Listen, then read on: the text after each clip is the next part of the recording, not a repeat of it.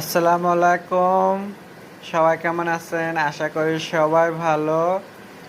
আজকে আপনাদেরকে আমি আমার রান্না মাংস দিয়ে ভাজি করা দেখাবো আপনাদেরকে, খুবই সুন্দর। আপনাদের ভাবছেন যে আপনার 10-15 জন লোকের দাওয়াত করে খাওয়ানোর পরে যে মুরগিটা বেঁচে যায়, এরকম একটু নরম হয়ে যায়, হাতে লাড়াচাড়া পড়ে যায় বেশি, তো সেই মাংসটা নষ্ট হয়ে গেছে, ফেলে দেব, কি করব, এত চিন্তা করেন? এত চিন্তার কোনো কারণ নাই। এই মাংসটাকে আপনারা কিভাবে পরবর্তী খেতে পারেন আমি ওটাই দেখাচ্ছি, আপনারা আমার সাথেই থাকুন।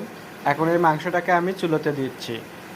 দেখতে পাচ্ছেন এখানে একটা আমি প্যান বসাচ্ছি, প্যানের মধ্যে আমি এখন এই মাংসটা দিয়ে দেবো।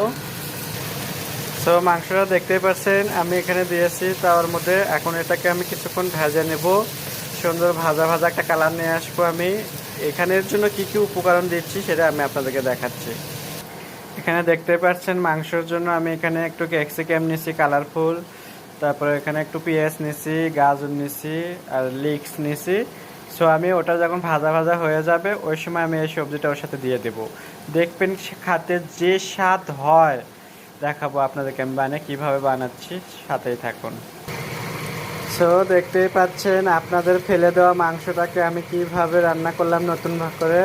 এটাকেই বলে চিকেনের ঝুড়ো। আমি এখানে ঝুড়ো করে ফেলে দিচ্ছি চিকেনটাকে। আর একটু হবে, খুবই অসাধারণ। আপনারা এভরিথিং যে কোনো খাবারের সাথে আপনারা খেতে পারেন, চাইলে পরোটা, পোলাও, রুটি, ভাত তার সাথে খেতে পারেন। কেন নষ্ট করবেন এত মজাদার খাবার? আমার সাথে থাকুন, আপনাদেরকে অনেক ভালো ভালো খাবার দেখাবো আমি।